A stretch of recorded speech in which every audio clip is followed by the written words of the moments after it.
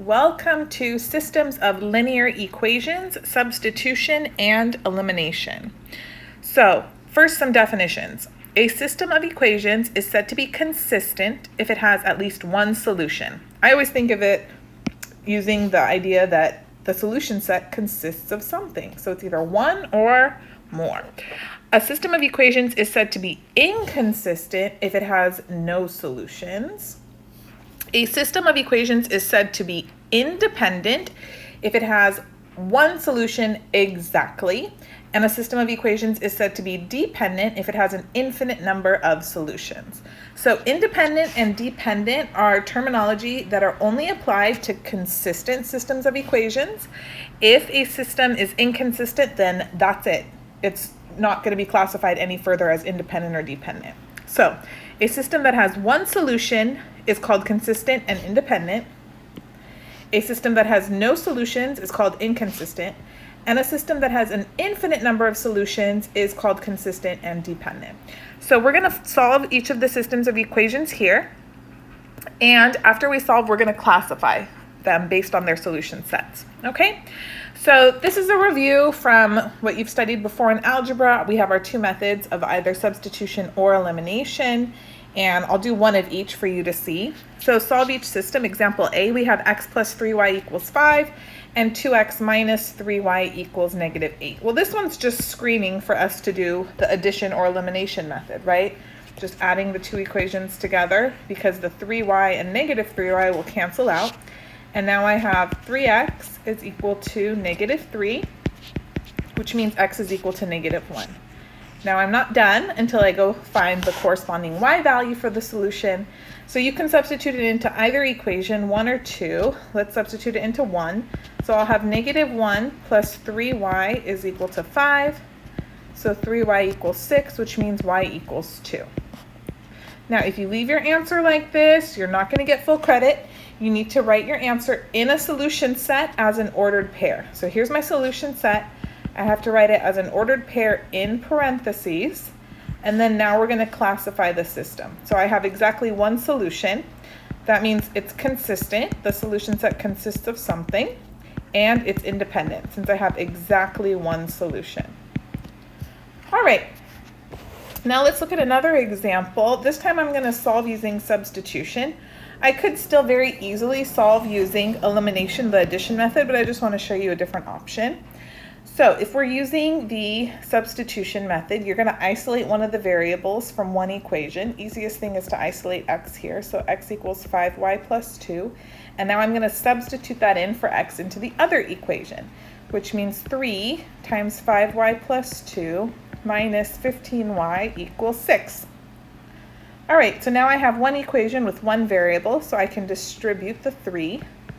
I have 15y plus 6 minus 15y is 6.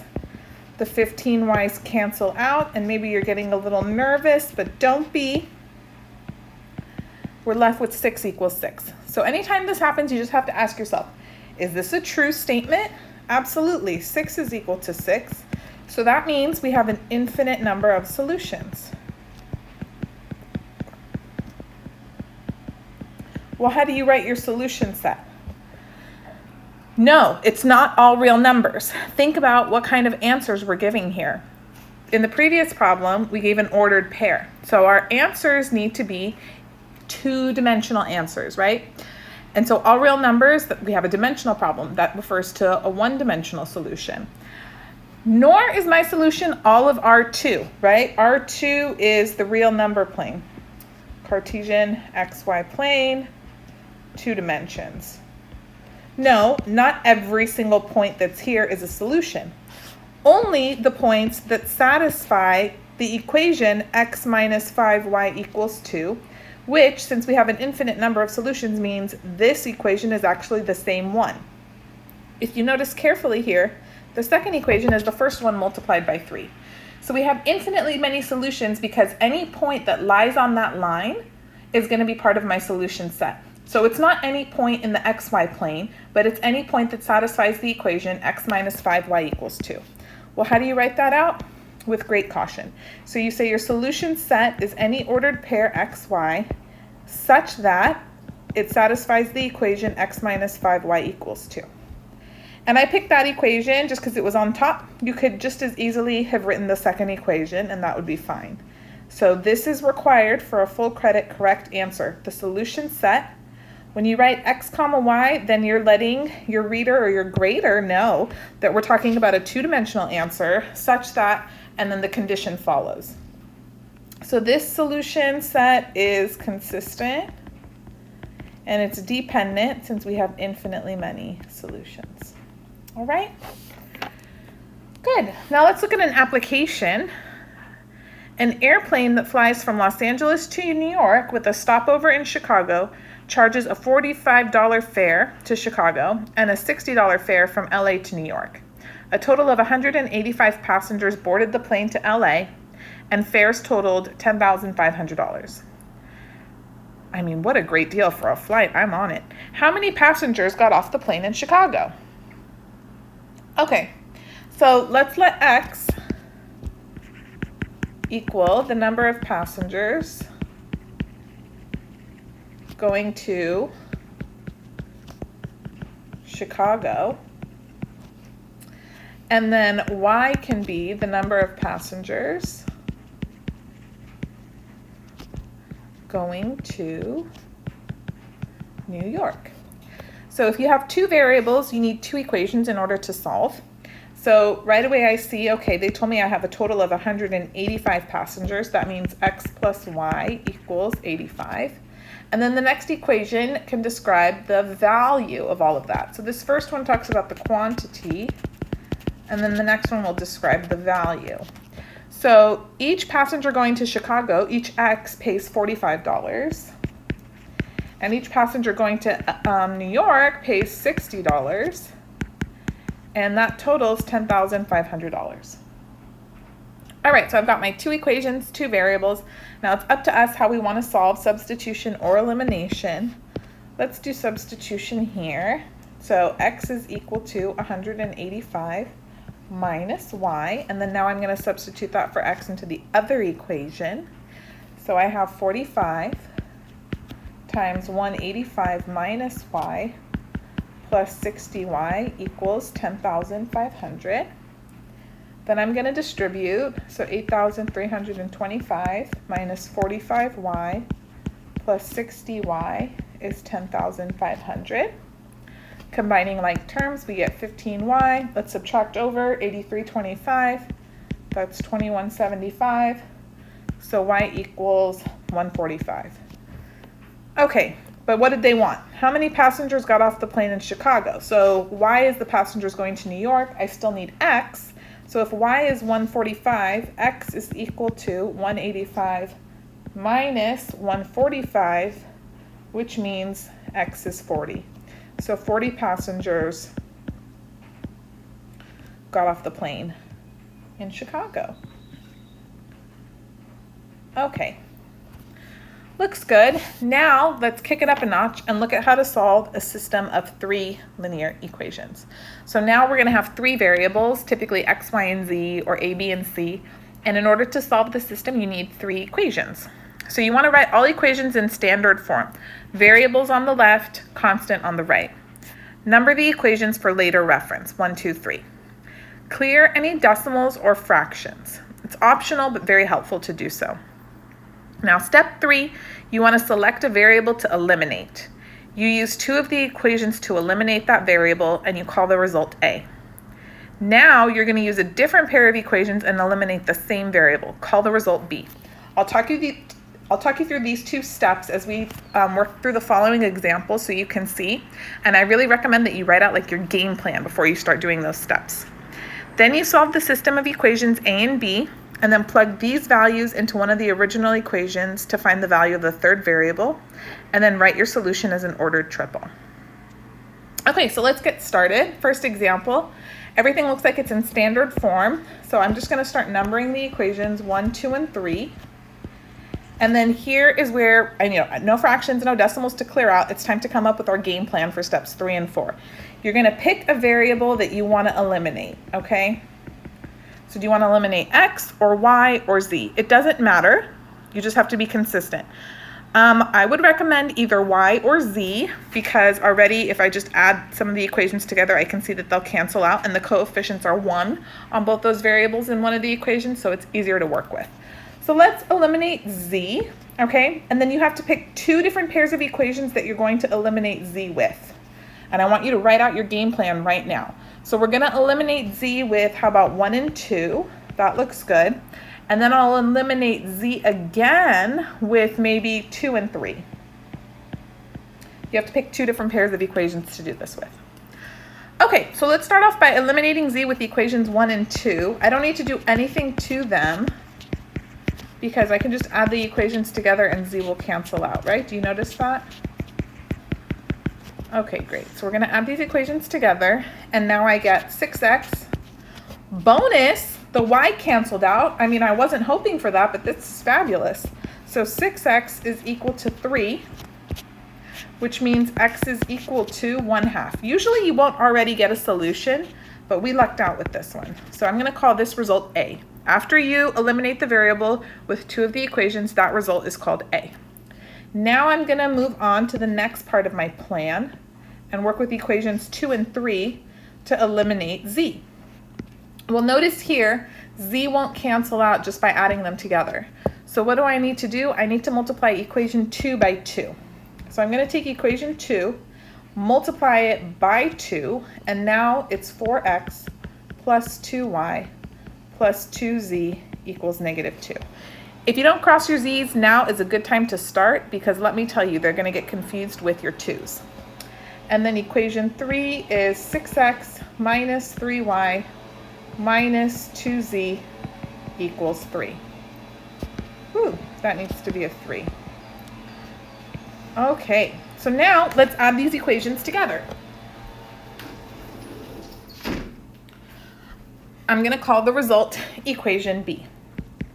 So I'm going to have 10x minus y, the z's cancel out as they should, otherwise you messed up, equals 1. Now, the equations A and B should have the same 2 variables. So equation B has only x's and y's, right? Because we canceled out z, and same for equation A. There's only an x. If it had a y in it too, that would be no problem. So now I solve this new system A and B. So A has x equals 1/2. B has 10x minus y equals 1. Well, I can already find y because I'm just going to substitute in 1/2 for x. So 10 times 1/2 minus y equals 1. So 5 minus y is 1, which means 4 is equal to y. So I have y, I have x. Now I go back to any of the equations from the very original system, and I find the last missing variable, which is z. Okay, well, which equation do you want to work with? It's up to you. Let's work with equation 2 because it's just got a plus z by itself. So plugging everything into equation 2, so 2 is 2x plus y plus z is -1. So I have 2 times x is 1/2 plus y is 4 plus z is -1. So this is going to be 1 plus 4, that's 5, plus z is -1. So z is -6. All right. Well, how do I write my solution? Not like this. You write it as an ordered triple. So you have x first, then y, then z. This is my solution set. And then we're going to classify it. So I have a solution, which means the system is consistent, and there's exactly one solution, so it's independent. All right, how are we doing? If you're organized like this, it'll work out. If you just start using elimination and going wild with any set of equations that you want, it spirals out of control and you end up with 10 new equations on your paper and you're no closer to getting to the solution. So if you follow this method, it will not serve you wrong. Okay, now it frequently happens that one of the variables is missing from one or more of the equations. And this tends to confuse students, but it's actually helpful and it will save you some work. So remember, our approach is to transform the system into a system of 2 equations and 2 unknowns. These are written in standard form. I'm going to call them equations 1, 2, and 3 like before. And notice in the first equation, B is missing, and in the second equation, A is missing. So basically, one of the variables is already eliminated for us. We just have to choose to eliminate that same variable again using the other two equations. So do you want to eliminate B or A? I'm going to eliminate B. If you chose A, though, that's fine, okay? So if I eliminate B, that means equation 1 becomes my equation A, because I've already eliminated B in that equation. So I have A minus 3C equals 6. Well, what two equations am I going to use to eliminate B again? So 1 was one of the choices, and then I have to use 2 and 3. There's no other way to do it. So let's see here. If I take 2 and 3 and add them together, B will not cancel out unless I take equation 2 and I multiply it by 3. So if I multiply equation 2 by 3, it becomes 3B plus 6C equals 6. And then equation 3 is 7A minus 3B minus 5C equals 14. All right, so the 3B cancels out. I'm going to call this result equation B. And here I have 7A plus C equals 20. Now notice I have a new system. Just focus on equation A and equation B. And pretend this is one of the problems from the very beginning of the section. So we have A minus 3C equals 6. And B, which is 7A plus C equals 20. All right, easiest thing I think is to multiply equation B by 3. So now it's going to become 21A plus 3C equals 60. Equation A I don't need to change. A minus 3C is 6. Add this together. And now I have 22A equals 66. Ooh, this is going to work out nicely. So A equals 3. Hooray! Now what do I do next? Plug this back in to the very beginning? Only with caution. Don't plug it into equation 3, and it's of no use in equation 2. You got to plug it in to the first equation so that you can get C, right? Okay. So let's go back here into equation B now. I have 7 times 3 plus C equals 20. So that's 21 plus C is 20. So C is negative 1. And then B plus 2C equals 2 from equation 2. So B plus 2 times negative 1 is 2. So B equals 4. Do you leave your answer like this? Only if you want points off on your test.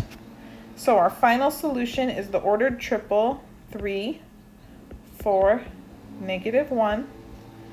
And then let's classify it. It's consistent and it's independent. All right, looks good. Now let's look at another example.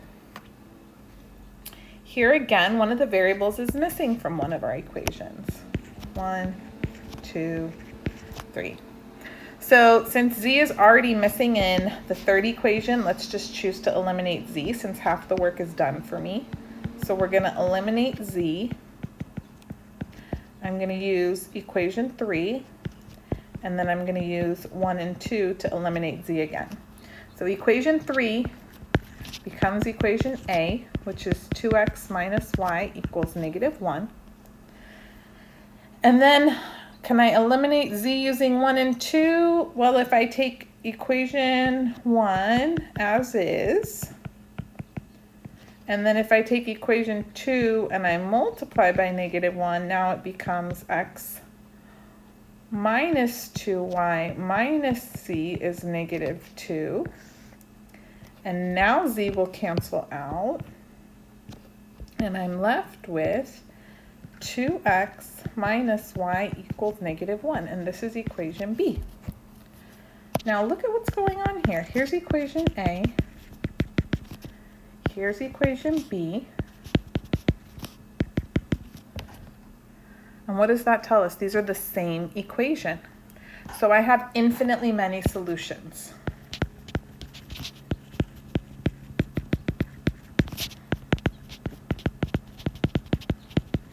Well, how do I write up my solution set? It's a little more tricky. You have to pick a variable to be your free variable, and then you define all the other coordinates in terms of that variable. What do I mean?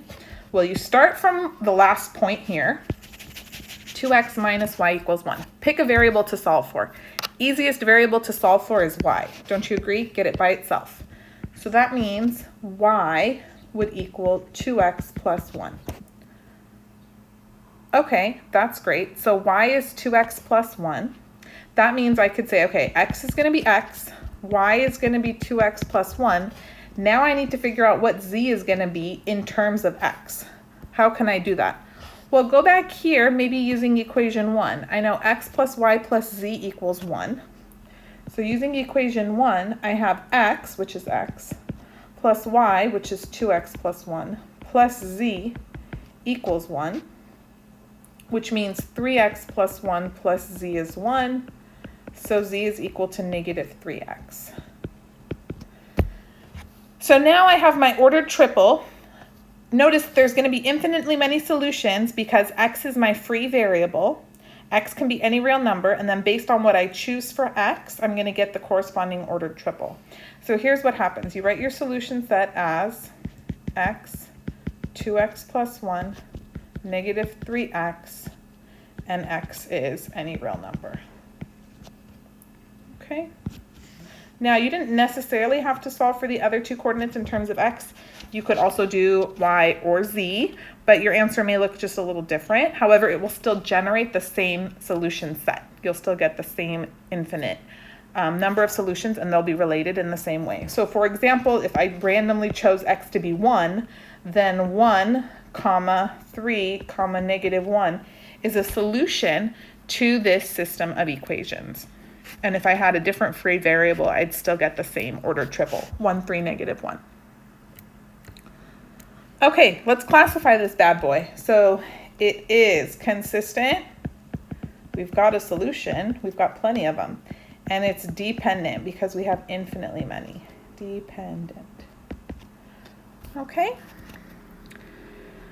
Good. Last one. Can you guess what it's going to be? Which kind have we not done yet? So let's number our equations, 1, 2, 3. Pick a variable to eliminate. How about we eliminate y? It's already missing in the first equation, right? So using equation 1, and then I'll eliminate y again using equations 2 and 3.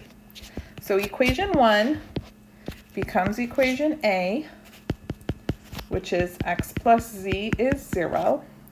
And then I need to eliminate y using 2 and 3. So how about I multiply equation 3 by negative 1, so the y will cancel out. So equation 2, I'll leave it alone. X plus y plus 2z is 3. And then equation 3, I'm going to multiply by negative 1. Negative y minus z equals negative 2. Notice how I write exactly what I'm doing. That way when you look back, if you ever make a mistake, you'll understand what steps you were taking. In the moment, you always know what's going on, but when you look back, sometimes you can't trace back what your reasoning was. So the more notes you write yourself, the more helpful it will be. Okay, so y cancels out like we wanted. This is equation B, and I have x plus z equals 1.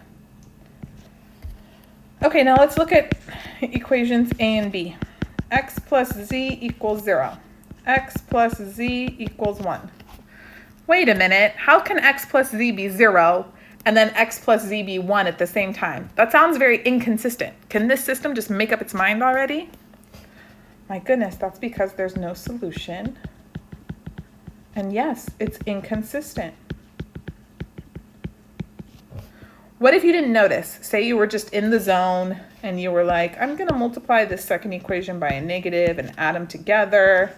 Well, then everything else would cancel out on the left, right? The x's would cancel, the z's would cancel. You get 0 equals negative 1. Does 0 equal negative 1? Not today. That's false. Anytime you get a false statement, same thing. No solution, inconsistent. And these should be some of your favorite because then there's no work to do. So when you get a true statement or everything cancels out, then that's when you have a dependent system, infinite number of solutions. You got to figure out how to write the solution set. But if there's no solution and it's inconsistent, then you're done. Okay, so that concludes the lesson. Hope you enjoyed it. And then coming soon, our nonlinear system of equations.